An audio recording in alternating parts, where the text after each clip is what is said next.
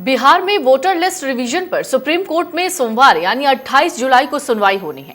ये बिहार के लिए और विपक्षी खेमे के लिए सबसे अहम दिन होगा। दरअसल चुनाव आयोग के स्पेशल इंटेंसिव रिवीजन यानी एसआईआर के खिलाफ सुप्रीम कोर्ट में याचिका दाखिल हुई थी, जिसके बाद अब इस पर सुप्रीम कोर्ट फैसला सुनाने वाला है।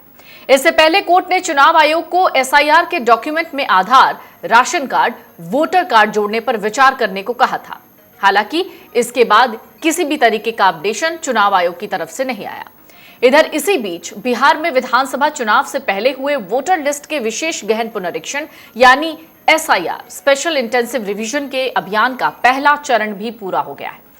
प्रदेश में 24 जून से 26 जुलाई तक एसआईआर का पहला चरण पूरा किया गया। इसमें चुनाव मशीनरी के साथ 12 मान्यता प्राप्त राष्ट्रीय और राज्य स्तरीय राजनीतिक दलों और नगर निकाय के कर्मियों, इसके अलावा बाकी लोगों का सहयोग भी लिया गया।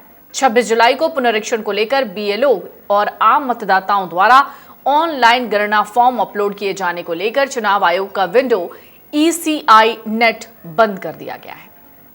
अब चुनाव आयोग ने बताया है कि 25 जुलाई तक 99.8% मतदाताओं ने इस प्रक्रिया में हिस्सा लिया। चुनाव आयोग ने कहा है बिहार में 7 करोड़ 90 लाख मतदाताओं में से 7 करोड़ 23 लाख के फॉर्म जमा हो चुके हैं और इन्हें डिजिटल रूप से अपलोड किया जा चुका है। निर्वाचन आयोग के मुताबिक इन सभी 7 करोड़ 23 लाख मतदाताओं के नाम प्रारूप मतदाता सूची में शामिल किए जाएंगे। वहीं एसआईआर प्रक्रिया के बाद प्रदेश में 65.2 लाख मतदाताओं के नाम कटने तय हैं। चुनाव आयोग ने कहा है वोटर लिस्ट रिवीजन के पहले चरण में 35 लाख वोटर या तो स्थायी रूप से प्रवास कर चुके हैं या उनका कोई पता ही नहीं चल पा रहा। निर्वाचन आयोग के मुताबिक वोटर लिस्ट में करीब 22 लाख मतदाता मृत हैं। करीब 7 लाख वोटरों का नाम एक से ज्यादा जगह पर मिला है। करीब 35 लाख वोटर प्रवास कर चुके हैं, जबकि करीब 1.5 लाख से आसपास वोटरों का गणना फॉर्म अभी वापस मिलना बाकी है। इन सभी को जोड़ें तो यह आंकड़ा 65,20,000 के आसपास होता है। ऐसे में पहले चरण के बाद बिहार के वोटर लिस्ट से 65,20,000 वोटरों के नाम हट सकते हैं। निर्वाचन आयोग ने कहा है कि इन मतदाताओं के नाम 1 अगस्त को प्रकाशित होने वाले ड्राफ्ट इलेक्टोरल रोल से बाहर हो जाएंगे। आयोग ने साफ किया है ऐसे सभी मतदाता जो फॉर्म नहीं भर पाए उनके पास 1 सितंबर तक का अपना नाम मतदाता सूची में जुड़वाने का मौका है। सबको फॉर्म 6 के साथ 11 में से कोई एक फॉर्म चुनाव आयोग को भरकर देना है। निर्वाचन आयोग ने कहा है कि जिन वोटरों का नाम कटना है उनकी लिस्ट राज्य के सभी 12 प्रमुख राजनीतिक दलों के साथ शेयर हो चुकी हैं, ताकि किसी भी त्रुटि को 1 अगस्त को प्रकाशित होने वाली प्रारूप मतदाता सूची में सुधारा जा सके।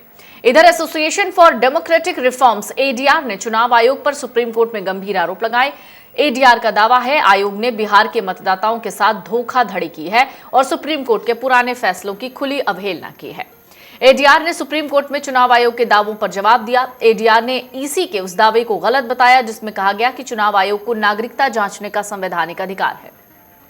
एडीआर ने लाल बाबू हुसैन बनाम भारत संघ 1995 और इंदरजीत बरुआ बनाम चुनाव आयोग 1985 जैसे सुप्रीम कोर्ट के फैसलों का हवाला देते हुए कहा कि वोटर लिस्ट में नाम होना खुद में नागरिक होने का प्रमाण है और इसे झुठलाने की जिम्मेदारी आपत्ति उठाने वाले की होती है, न कि मतदाता की।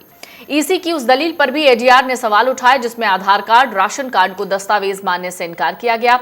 एडीआर ने इसे बेहद बेतुका कहा और कहा कि पासपोर्ट, जाति प्रमाण पत्र और निवास प्रमाण पत्र के लिए मान्य आधार को ईसी वोटर लिस्ट अपडेट के लिए खारिज कर रहा है। एडीआर ने इस पूरे एसआईआर को बिहार के मतदाताओं के साथ धोखाधड़ी बताया है। दावा है कि आयोग की 24 जून की गाइडलाइन का जमीनी स्तर पर पालन नहीं हुआ।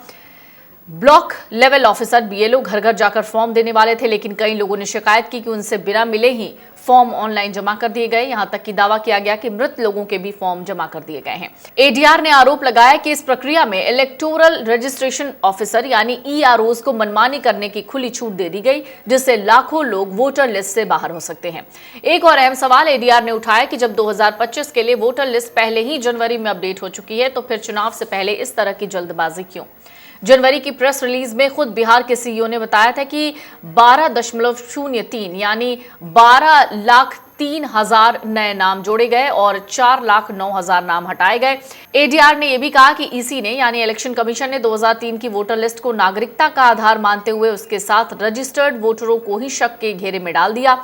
एडीआर ने कहा 2003 के बाद रजिस्टर्ड वोटरों के लिए मताधिकार खोने का ज्यादा जोखिम है। चुनाव आयोग ने यह तर्क दिया कि ये पूरी कवायद राजनीतिक पार्टियों की मांग पर हो रही है, लेकिन एडीआर ने पलटवार करते हुए कहा कि किसी भी राजनीतिक पार्टी ने इस तरह की पूरी नई प्रक्रिया की मांग नहीं की।